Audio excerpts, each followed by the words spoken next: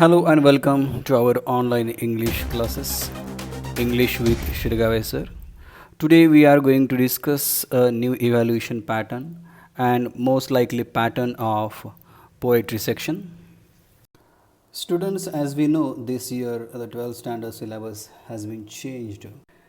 And if we consider the evaluation pattern is as same as previous year, then there are four sections, and today we are going to discuss poetry section, which is section number 2, poetry and appreciation. Please see, this is HSC board exams, the likely questions format of poetry section. आपण या ठिकाणी असं गृहीत धरून पुढील अभ्यास करण्यास हरकत नाही आहे की 11वीच्या इव्हॅल्युएशन पॅटर्नप्रमाणे किंवा क्वेश्चन पेपरप्रमाणेच 12वीचं सुद्धा इव्हॅल्युएशन पॅटर्न असेल, जेणेकरून कवितेचा अभ्यास करत असताना कोणत्या दृष्टिकोनातून आपण त्याचा अभ्यास केला पाहिजे याच्यासाठी हा पॅटर्न आपण या ठिकाणी चर्चा करतो आहे. Please see section 2 poetry and the question number 3A. या प्रश्नामध्ये आपल्याला अभ्यासाला दिल्या गेलेल्या ज्या कविता आहेत त्या संपूर्ण कवितापैकी एक कविता किंवा त्या कवितेमधल्या जास्तीत जास्त 10 ते 15 ओळी आपल्याला दिल्या जातील आणि त्यामध्ये खालील पद्धतीचे प्रश्न विचारले जाऊ शकतात. कंप्लीट, पूर्ण करा, रिकामी जागा असेल किंवा काही गोष्टी असेल तर पूर्ण करा. करेक्ट ऑर्डर अ सिक्वेन्स, अचूक किंवा योग्य क्रम लावा. कंप्लीट द वेब, वेब पूर्ण करा. Pick up the correct line, phrase और वर्ड, योग्य ओळ, वाक्यांश किंवा शब्द निवडा. कंप्लीट द टेबल, टेबल पूर्ण करा. फ्लो चार्ट, प्रवाह तक्ता पूर्ण करा. चूज द करेक्ट अल्टरनेटिव्ह, चार्टमधील योग्य पर्याय निवडा. मॅच द कॉलम्स, जोड्या लावा. यापैकी एखादी ॲक्टिव्हिटी यामध्ये 2 गुणांसाठी आपल्याला विचारली जाऊ शकेल. एकूण क्वेश्चन नंबर 3A हा 10 गुणांसाठी असणार आहे आणि त्याच्यावरती प्रत्येकी 2 मार्कांच्या 5 ॲक्टिव्हिटीज विचारल्या जातील. A2 या ॲक्टिव्हिटीमध्ये activity based on understanding the poem, दिलेली कविता विद्यार्थ्याला कितपत समजलेली आहे त्याच्यावरती आधारित ॲक्टिव्हिटीज आणि प्रश्न विचारले जातील जे 2 गुणांचे असणार आहेत.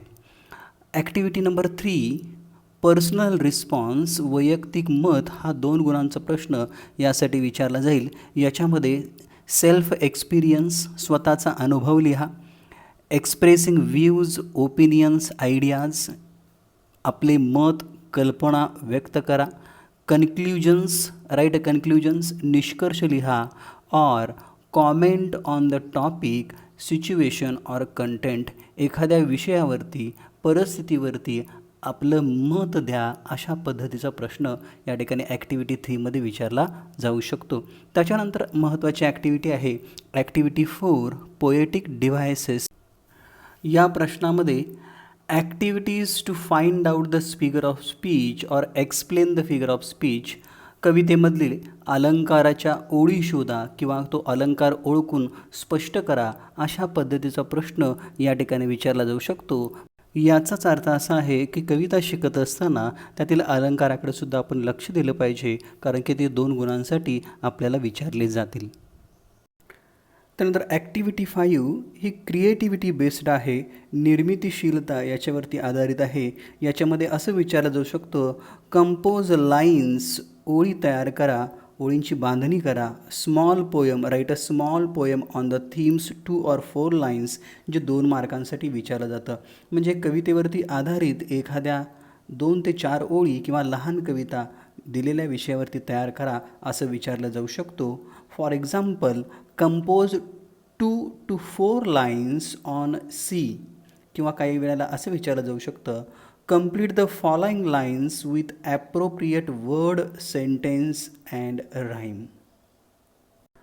अशा पद्धतीनं क्वेश्चन नंबर 3A हा 10 मार्कांसाठी पोएट्री हे विचारलं जाणार आहे. नेक्स्ट आहे ॲप्रिसिएशन. क्वेश्चन नंबर 3Bमध्ये ॲप्रिसिएशन ऑफ पोयम, कवितेचं रसग्रहण करा अशा पद्धतीचा 4 गुणांसाठी प्रश्न विचारला जाऊ शकतो. यामध्ये पुढील पद्धतीने प्रश्न विचारला जाऊ शकतो. Write an appreciation of the poem the Inchcape Rock, किंवा काही पॉईंट दिले जातील आणि त्या पॉईंटच्या आधारे ॲप्रिशिएशन करा असं सुद्धा आपल्याला सांगण्यात येऊ शकतं. Write an appreciation of the poem considering the following points. खालील दिलेल्या मुद्द्यांच्या आधारे कवितेचं रसग्रहण करा.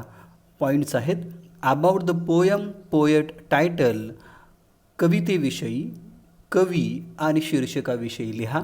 थीम, कवितेची मध्यवर्ती कल्पना, poetic devices, language and style, कवितेमध्ये वापरण्यात आलेले अलंकार, भाषा आणि त्याची शैली पद्धत. Special feature, tone and type, कवितेचं काही खास वैशिष्ट्य. व्हॅल्यूज अँड मेसेज, कवितेमधनं देण्यात आलेला संदेश. आणि लास्ट असं विचारलं जाऊ शकतं, your opinion about the poem, कवितेविषयी तुमचं काय मत आहे. हा प्रश्न आपल्याला 4 गुणांसाठी अत्यंत महत्त्वाचा आहे. तर विद्यार्थ्यांनो, अशा पद्धतीनं आपल्याला कवितेचा अभ्यास करत असताना त्याच्यामध्ये असणारे अलंकार, त्याच्यामध्ये वापरण्यात येणारे सिम्बॉल्स असतील, किंवा या कवितेचा एकंदरीत सर्वांगानं आपल्याला अभ्यास करावा लागेल. या कवीविषयी, कवितेच्या टायटलविषयी, त्याच्यामध्ये वापरण्यात आलेली भाषा कोणती आहे, या कवितेमधनं कोणता संदेश दिलेला आहे, या कवितेची मध्यवर्ती कल्पना काय आहे. ओव्हरऑल एखाद्या कवितेचा अभ्यास करत असताना फक्त त्याचा अर्थ लक्षात घेऊन चालणार नाही, तर आपल्याला त्याचं व्यापक स्वरूप लक्षात आलं पाहिजे. त्याच्या काही खास अशी वैशिष्ट्य आहेत, त्यांचासुद्धा आपल्याला अभ्यास झाला पाहिजे. कवितेच्या या लाईकली क्वेश्चन पॅटर्नबद्दल काही शंका असतील तर तुम्ही मला कॉमेंट करू शकता.